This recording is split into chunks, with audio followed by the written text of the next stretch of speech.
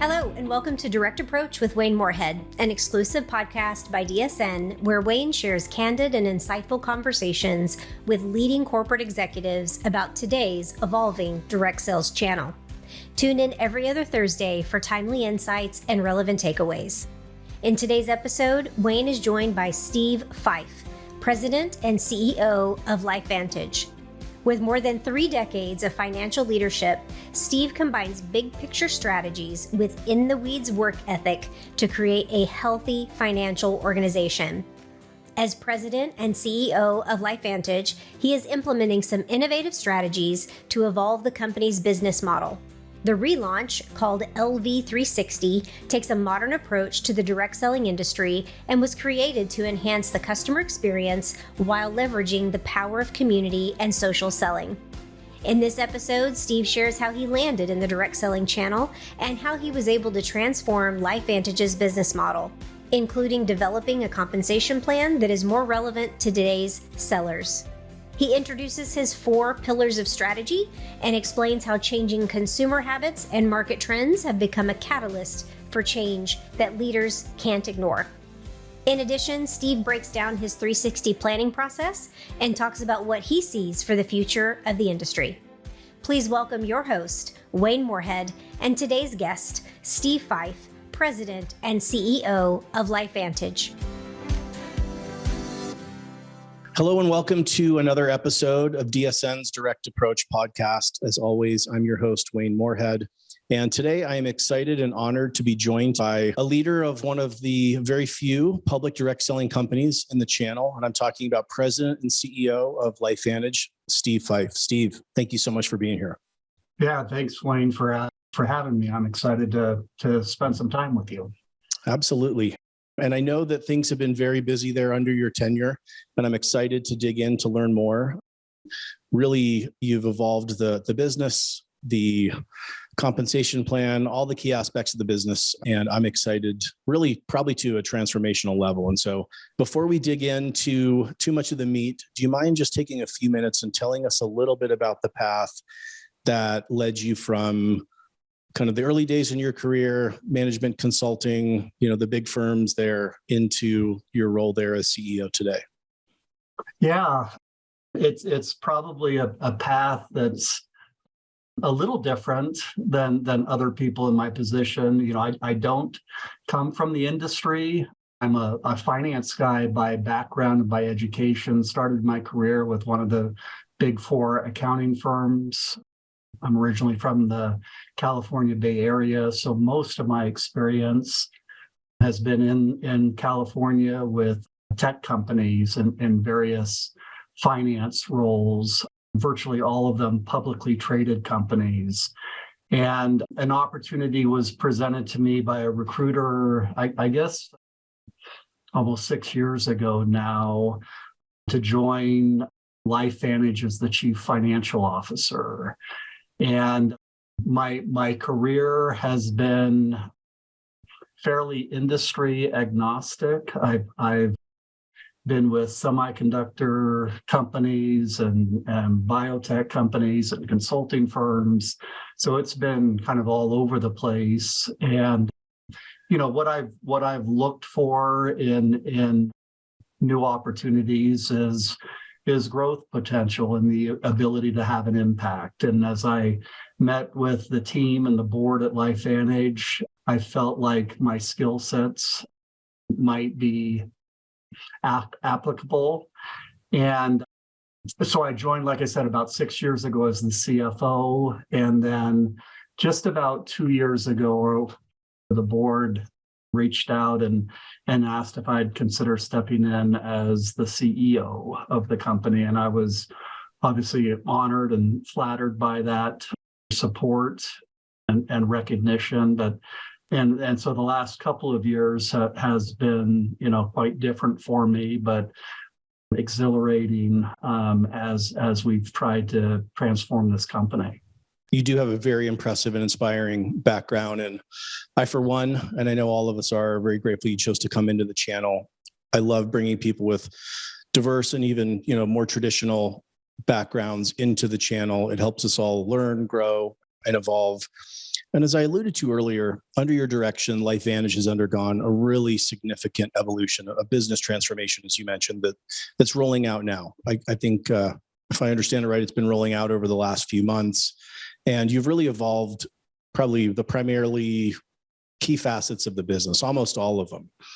And you mentioned at one point that the catalysts for this were kind of changing consumer and market trends that you and the company were noticing. Can you share what some of these key trends, these key evolutions were that really kind of were the impetus for this transformation? I think things were accelerated tremendously during the COVID period of time, not just in our channel, but, the world in general changed in a way that it'll never be the same. And from a pure technology standpoint, things were accelerated by years because of the need. And I think we saw during that period of time consumer buying patterns and what they were looking for from both an experience standpoint of purchasing as well as products that they were looking for changed. And I think we're fortunate at LifeVantage to have products, wellness products that meet consumer needs. We're a strong, we pride ourselves in the science and the technology behind our products. And I think from a product offering, we have a great opportunity to leverage that trend, but also taking advantage of these buying patterns. And the industry, as you well know, has been around for 100 years. And it ultimately is a relationship industry. It has been from the beginning. Now, how those relationships are both formed and sustained over a period of time, I think is what's really evolved. And it's funny, you've used that word a few times, and it's what we have coined, what we're doing in LifeVantage is evolving. I think philosophically, if you're not evolving, you're digressing.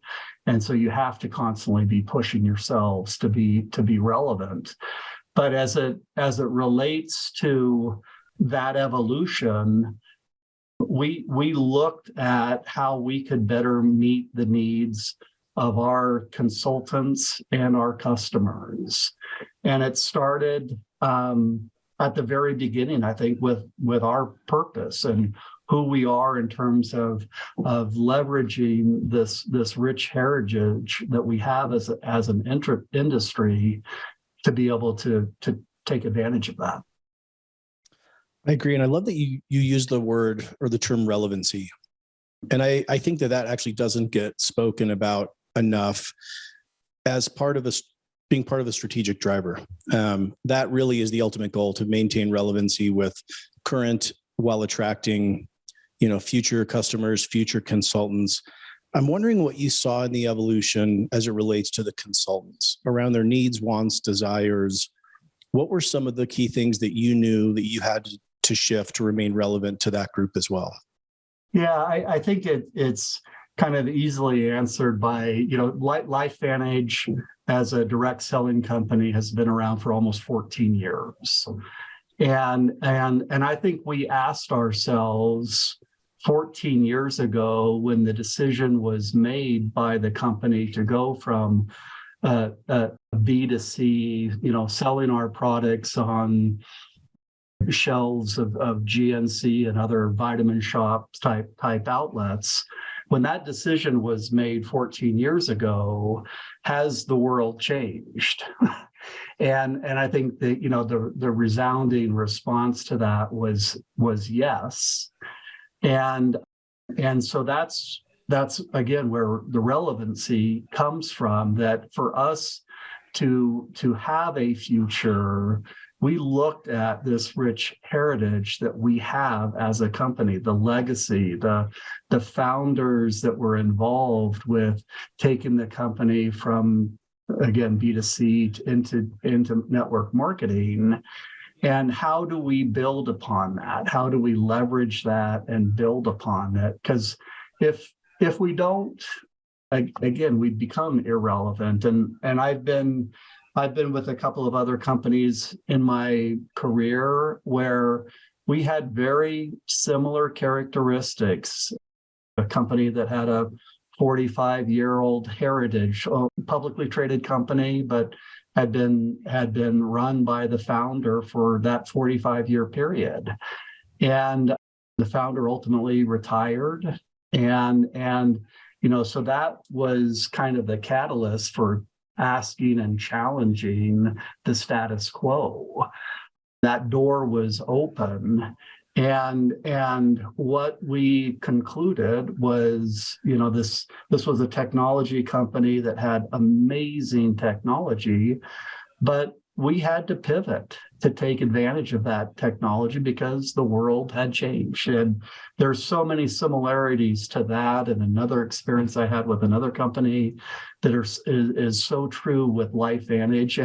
And again, I think this industry in general, we have such a great foundation if we can set our sights, I think, beyond what our history is and look to the future.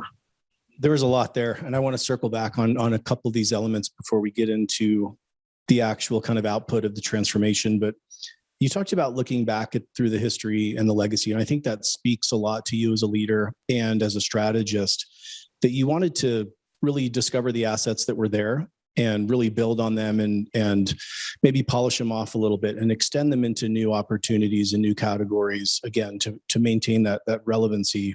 Where I think a lot of leaders come in and they kind of want to do, they want a complete do-over, a fresh canvas, with which to work on.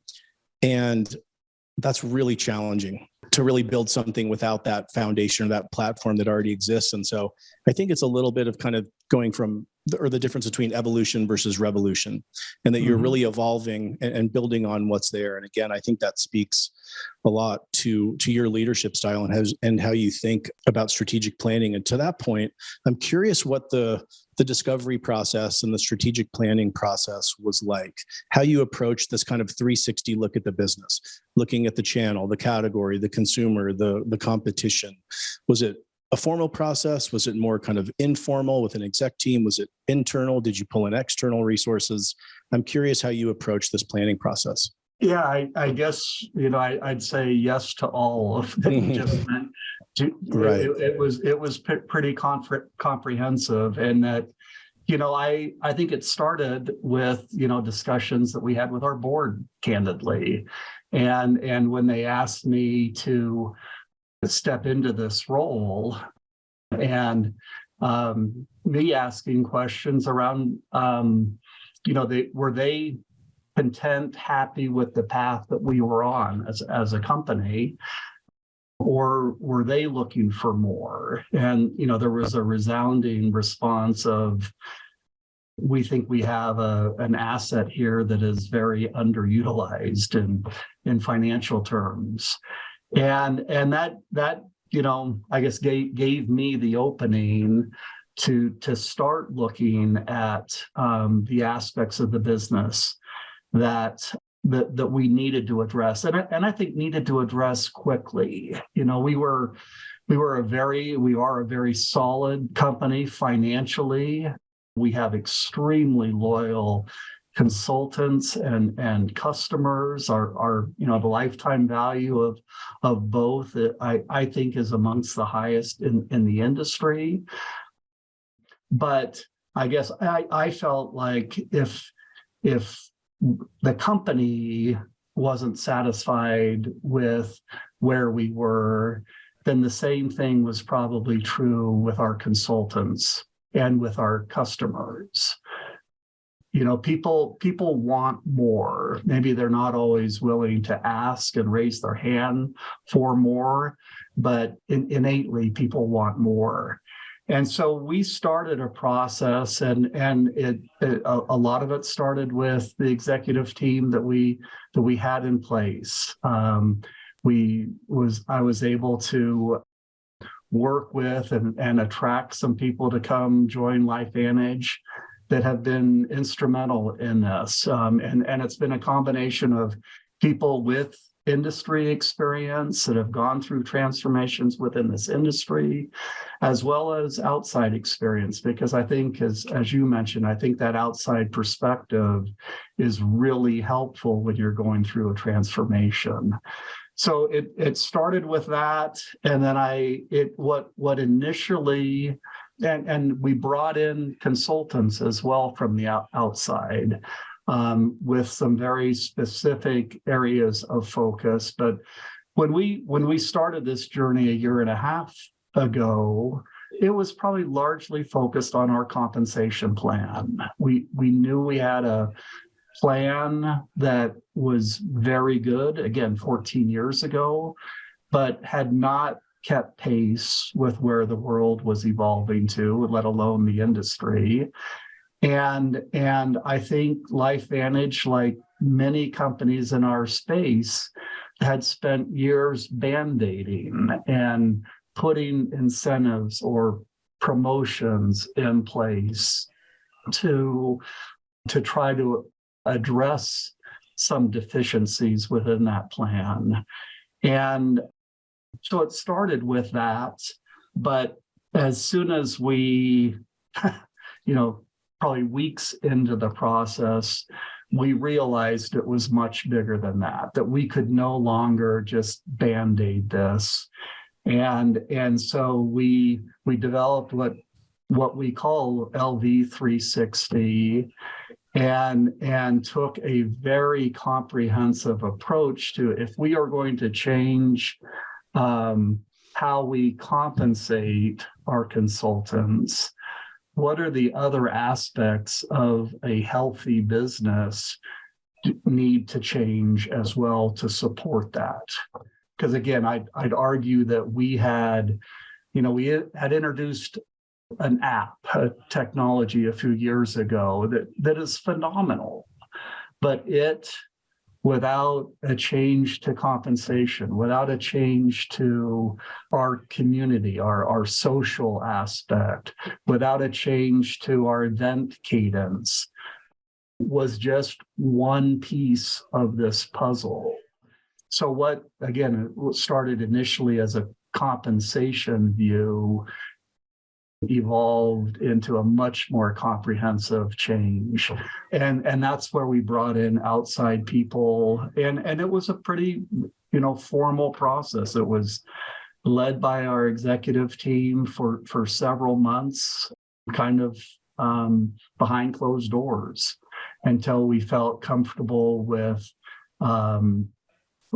a strategy, and then we started to bring people along as the details were filled in. I love that you took a significant step back and looked at the kind of business comprehensively.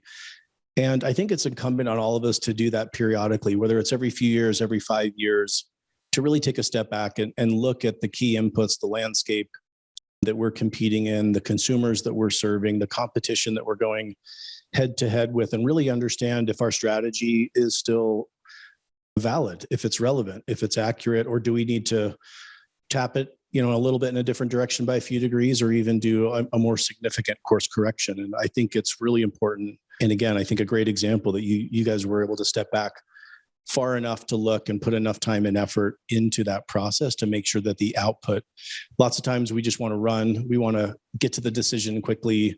And almost always the strategy or the strategic results end up suffering for that. So a great example, I think, for all of us.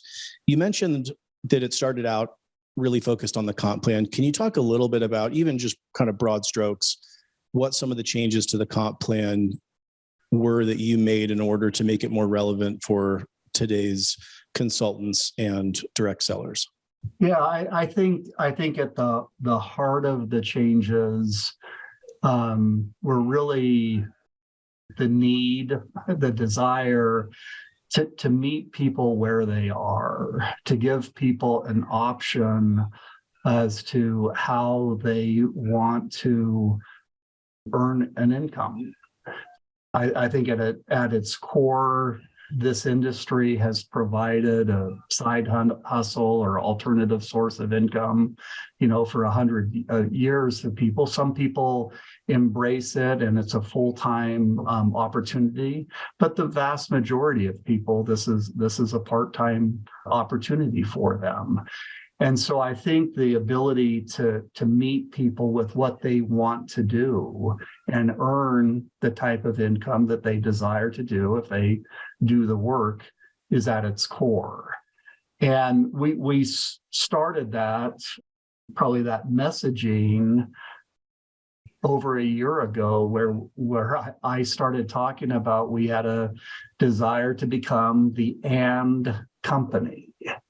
And by and, what I meant was, if you wanted to sell product to your neighbors, to your family, your friends, but not be focused on building an organization or a structure to your business, I wanted this to be a home where you could do that and earn the type of income that you wanted to earn.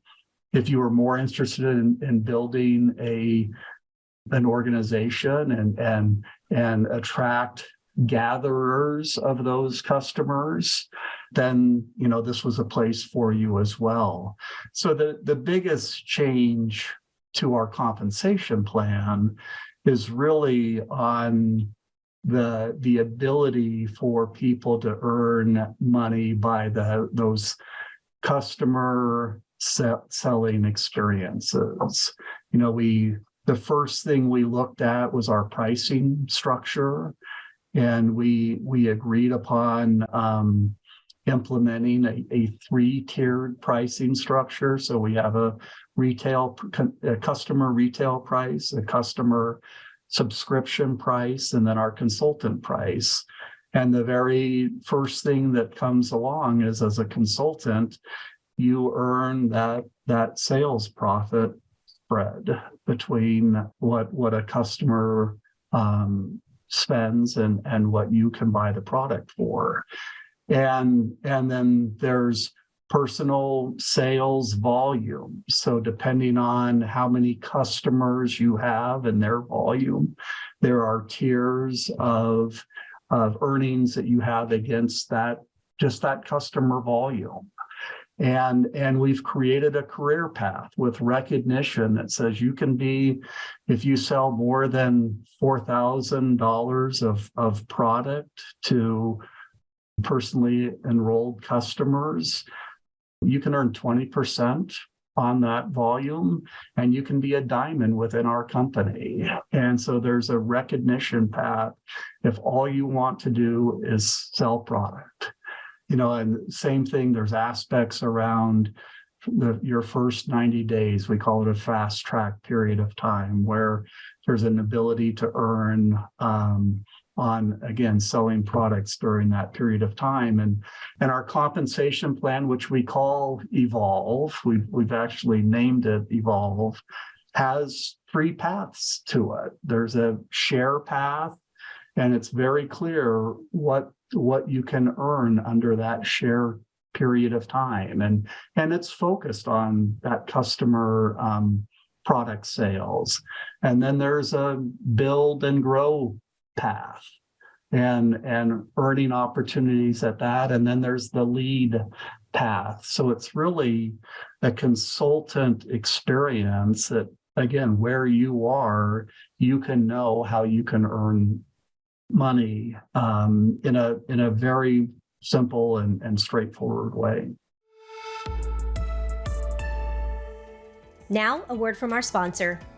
DSN is honored to be supported by industry suppliers that partner with companies across the channel to help enhance, streamline, and grow your businesses. This episode is sponsored by InfoTrax. For 30 years, InfoTrax has developed exceptional software solutions. Their cloud-based platform offers everything customers need for a successful compensation plan. Their commission calculator, web-based development portal, data subscriptions, commission management, health monitoring displays, and support team are here for you. You may have heard recently that InfoTrax partnered with BigCommerce, a flexible software as a service platform to help you grow and convert more customers. BigCommerce equips you with fast scaling e-commerce success with e-commerce tools and customizable storefronts that fit your brand. And the user-friendly interface empowers you to make changes with clicks, not code, to improve productivity and reduce costs. Visit infotraxsys.com. That's infotraxsys.com to learn more. Now, let's get back to the interview with Steve Fife, President and CEO of LifeVantage. I think it really is strategic what you said around recognizing, honoring, and supporting customers and consultants wherever they're at whatever level they want to participate in. Obviously, you've been in the channel long enough to know, I know we all know that historically we've had a tendency to kind of speak to all of our segments, I'll say, with one voice, as if they are all going down the same path. And really inherent in what you said is understanding that there are multiple segments, multiple journeys for customers and consultants. And I'm curious how you went about first kind of identifying, but then how do you support it internally? Like from an organizational structure, do you have teams that are dedicated more to consumer experience and others the consultant experience? How do you go about supporting these bespoke experiences and journeys for customers and consultants? Yeah, it's we haven't structurally put in place different teams, our sales and marketing team, and along with our technology team, really work, hand in glove with one another. I'd say the focus, that part of our LV 360 was also defining our products and our messaging around our products, and we pride ourselves on being the activation company, and so we've structured our product positioning, our new product introductions, how we have grouped products together on our website around different activation paths. And that probably, and our marketing team drives that primarily to make sure that we have relevant products that are differentiated by us. But that focus is largely on that customer, right? Our consultants are also customers at the end of the day. Sure. And so we have a massive focus on our products that are tied to those consumers. And we introduce as part of all of this a loyalty program for our customers, geared towards that repeat subscription type of business. And so our marketing team focuses largely on that piece of it. But I'd say our sales team focuses more on our consultants, the recognition of our consultants, the training and development. We have a new onboarding program for our new consultants as they join. Our event cadence, our recognition cadence is changing. Our sales team tends to focus a little bit more on that, but foundationally, our IT group is key to supporting both of those. So we don't have one team that's focused on this versus the other. It's much more collaborative and focused, but it's geared towards our customers and our consultants as they go about the journey and their experience at LifeVantage. Yeah, I think that's a really interesting approach also because those customers and consultants might change their activity, might change how they identify as to which group they fit best in, whether they are a consultant. And so having a more comprehensive look, knowing that this journey isn't a straight line, that it's going to zigzag probably in and out of those different segments. And so having a group that can look over, an overhead view of the whole experience, I think is really powerful. So the elements that you just mentioned really, I think, go to illustrate just how extensive this transformation was. You talked about the compensation plan, the customer journeys, loyalty, events. I'm curious also how you thought about product coming into this. As you looked at the product portfolio, historically, LifeVantage had the hero product with other great supporting products of Protandem, a product I was very familiar with.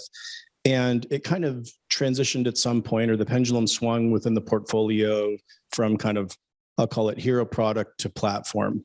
And I'm curious how you look at that now and where from really supporting and reinforcing the strategy, do you see the pendulum staying on kind of more of that platform side or swinging back to more of a focused product offering?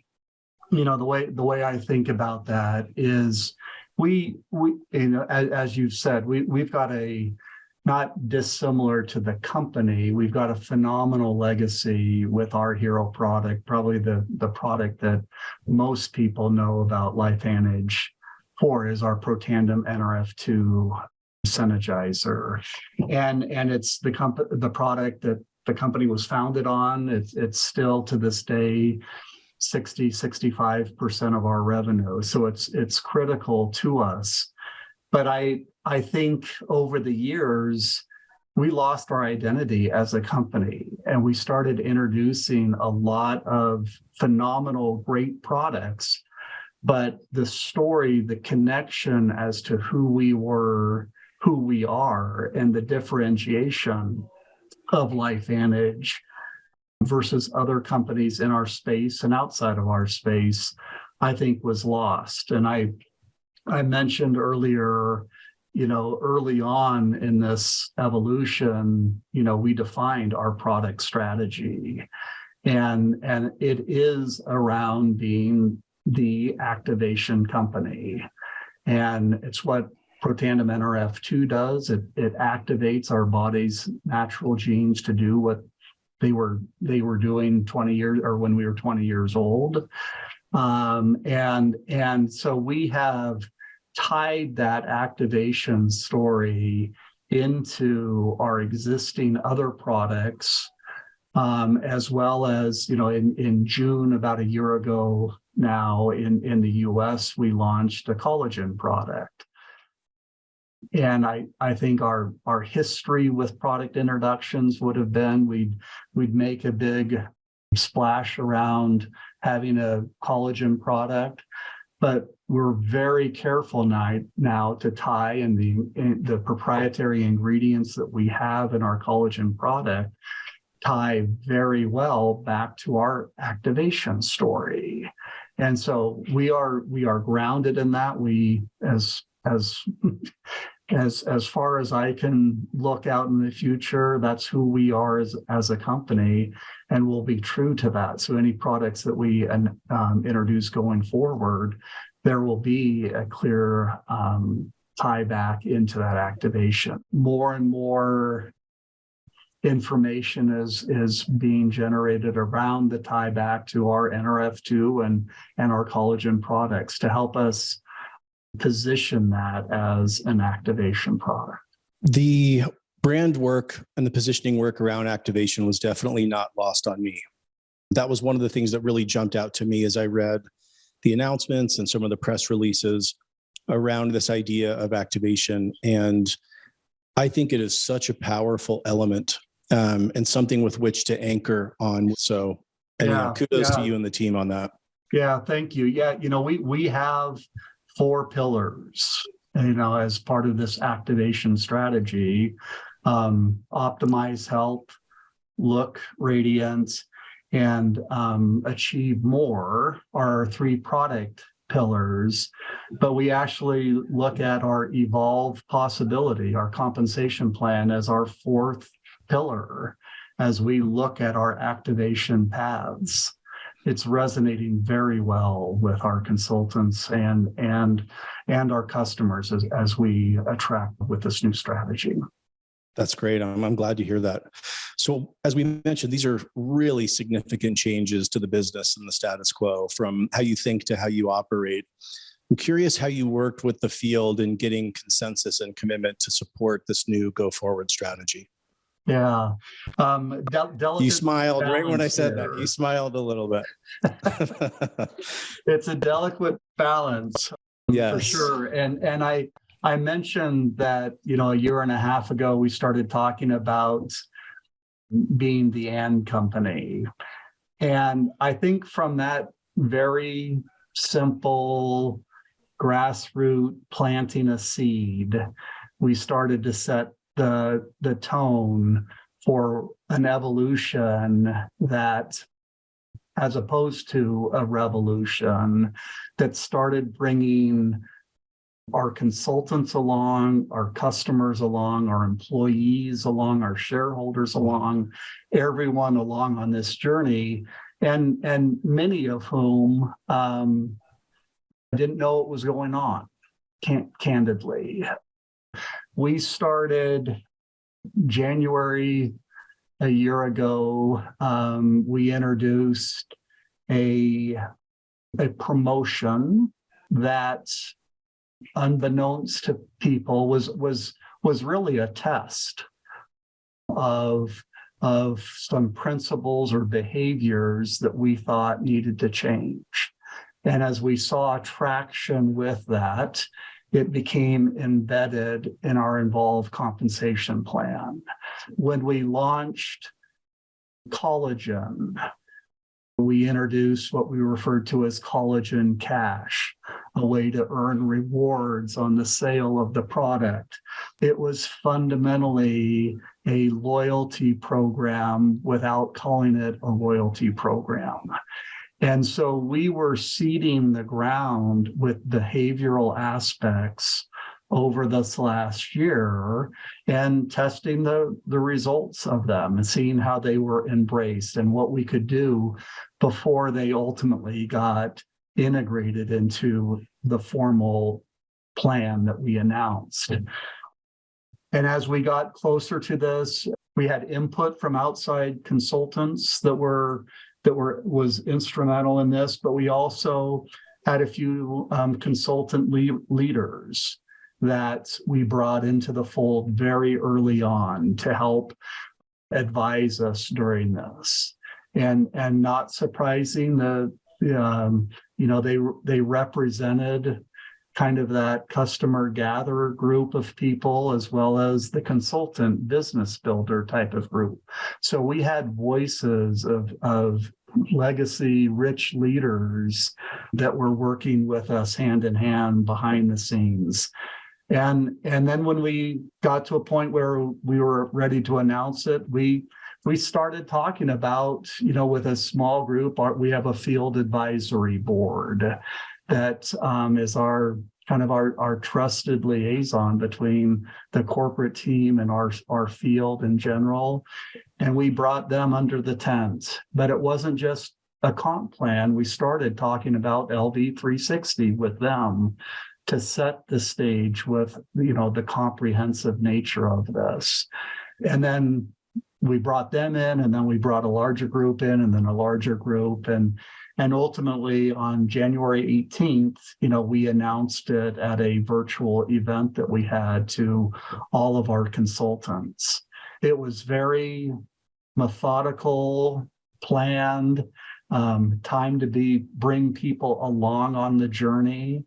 And it's been a tremendous success, how this has been accepted by people, because I think I mentioned this earlier, as a company, if we were feeling stagnant and that we weren't moving, then the consultants were also doing the same. They were feeling stagnant in their businesses, and maybe they didn't know what to do. And this gave, this is just, put new life into all of their businesses and given them the opportunity to go through the same evolution process that LifeVantage, the company, has gone through now with their individual businesses. I think that's powerful that you brought the field in, whether it was those that kind of could be classified as the customer gatherer or more of the business builder, that you brought them in early, because I think that goes a long way in them feeling ownership and helping to champion that to their groups and not just feel like it was something that was dropped on them. Did you see that was kind of the case, that they were able to kind of take it and have it be their own? Absolutely. The way we were able to kind of bring people along in that journey, it wasn't, a corporate pushing on the field or here's what we're doing. We had champions within the field who were working side by side with us, and were an equal voice at every step as we were rolling this out to the different tiers in the organization. That's great. Obviously, a transformation of this size is more than an announcement. So I know in preparing for this that far beyond the January 18th announcement, you and your team have been planning to really communicate and support and build momentum around this. How have you looked at kind of that, post-announcement or post-launch rollout of this? Because it's going to take a long time. These changes, this significant. It's not just a flip of a switch. Can you share how you're thinking about the next 3 to 12 months in support of this? Yeah. And I'll focus just on the U.S. here, but this January 18th announcement, where we launched, we're live with Evolve effective March 1st in the U.S., Japan, Australia, and New Zealand. And we are quickly now working on the other countries that we have a presence in, and we'll be rolling that out by the end of this calendar year is our target. But just focusing on what we did in the US, post that January launch, our leaders pulled together, and over the course of the end of January and the last 2 weeks in January and the last 2 weeks of February, we did, I think, about 70 roadshow meetings. Wow. Around the U.S., led by our leaders, supported by corporate, where it was kind of a deep dive into the plan. We'd done high-level training at our kickoff event, but this was kind of nuts and bolts training for their teams. And again, these were cross-functional, cross-business teams. It wasn't unique to their individual organizations. They were going wherever the need was. And I think that showed a great support for, again, this compensation plan, to see how our leaders have just jumped into wherever the need is. So we had these meetings. We've launched.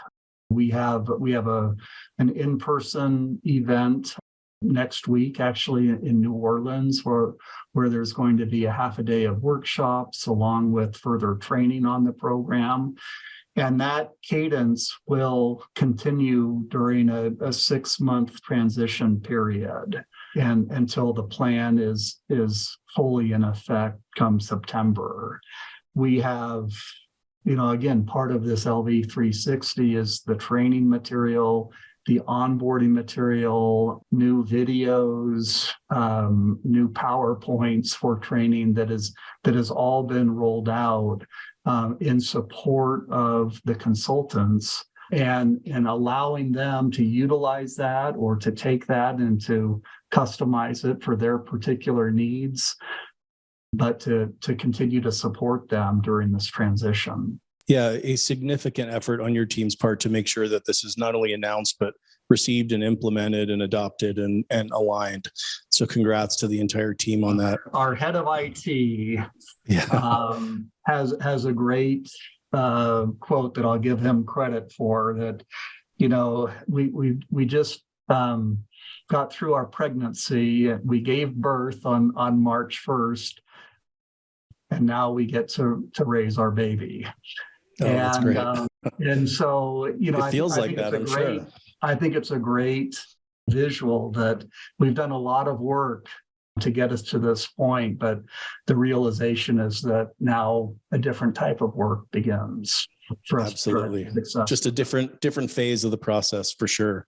But in continuing with the analogy, now that LifeVantage is post-birth of LV360, and of course you're still in the thick of rolling it out, but as you're able to now kind of look back over the last 18, 24 months, I'm curious, what are some of the key things you learned as a leader by going through this process? I guess my response to that is don't be constrained by fears and uncertainties, the unknown. You know, what started off, we knew we had to do something. And I've mentioned this a couple of times that I think hesitancy comes with how disruptive is this going to be to our consultants? You know, that fear of that change. And what I have seen is again, there is a rejuvenation and excitement around them being able to restart and reevaluate and look at their business different for how they can take advantage of the changing tides that have occurred as well. Many of them have come to me and said, you know, I couldn't be successful under the previous compensation plan, but I can do this. I love our products, and I know I can sell our products. And you've given me a path to do that now. Others have been, that are those gatherers, feel like they have the tools now to do it. And they're having to refresh their stories, how they do that. But with change comes excitement. And so don't let that fear of the risk associated hold you back from making the decisions that need to be made as a company. I love that. Don't be constrained by fear and the unknown. I think that is really powerful. That is something that I'm going to continue to consider and really ponder on. I think that's great advice for all of us. Yeah. So you've led this transformation, as you mentioned, in part to ensure that the products, the company, the brand is relevant to today's and tomorrow's consumers and consultants. I'm curious, as you look down the road now, kind of in the opposite direction, as you look down the road for direct selling, what do you see the future? How is direct selling different in 3 to 5 years than it is today? Yeah, it's, I think it depends on how we as an industry embrace change. When I think about direct selling, I know where LifeVantage will be. We are going to be a very customer-centric organization that provides people an incredible community, a sense of belonging, to a product offering and a career path, a means of earning money. But where the industry is, it depends on if it embraces change. I think our biggest untapped asset is our community. Other opportunities in the gig space, the side hustle space, cannot offer what we can within this industry. At its heart, we are a relationship business. We can't lose that. Those relationships are evolving from sitting across the table from someone in your living room to having a relationship versus social channels, but it's still the relationship that's core to us.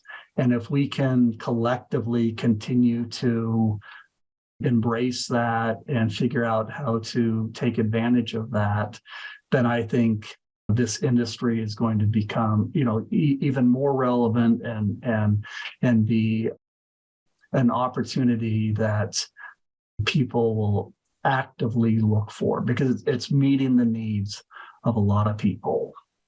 I want to highlight what you just said. I think there's enormous and powerful strategic implications for what you just said. And I'll back up a little bit. Before we started recording, I mentioned to you, one of the things that I love in doing this podcast is getting to speak to people like you and other leaders in the direct selling channel and community, because I learn. I understand more about where things are going. I'm able to kind of, triangulate from lots of different companies and leaders as to what they see are these strategic imperatives for us. And you talked about community, and I don't want to brush over that too quickly.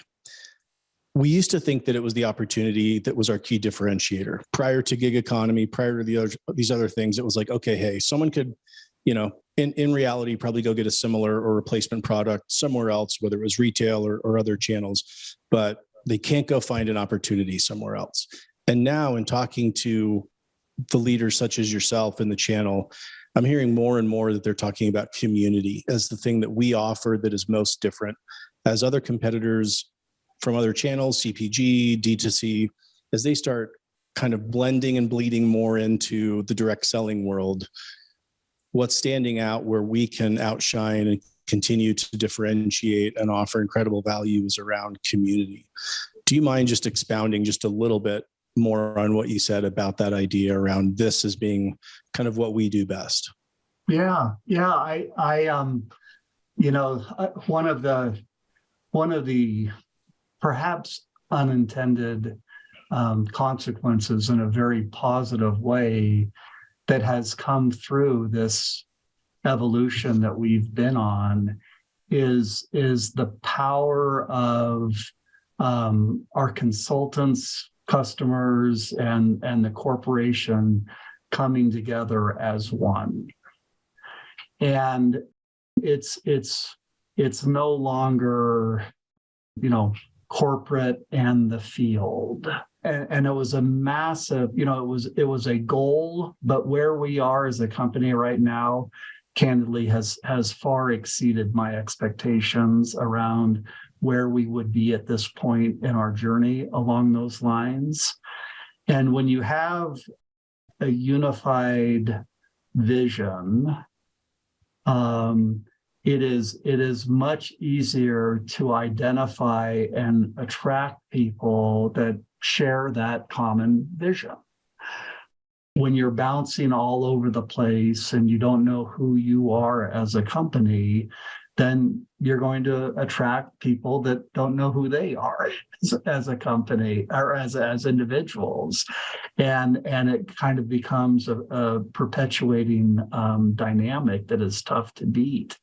But by us unifying our existing corporate and field together and putting in place our product strategy and our compensation strategy, we know who we stand for. And along with, we've got a tremendous philanthropic activity that we do as a company and with our consultants. We have a great ESG statement and focus about what we're doing for a broader environment and social aspects. And so, we know who we are, and we're going to do everything that we can to get that brand of LifeVantage out in the broader public domain to be able to attract people that are like-minded to us. That's great. I think ending on the idea and the approach and philosophy of community is the perfect place to wrap up. Steve, thank you so much for sharing your insights, your wisdom.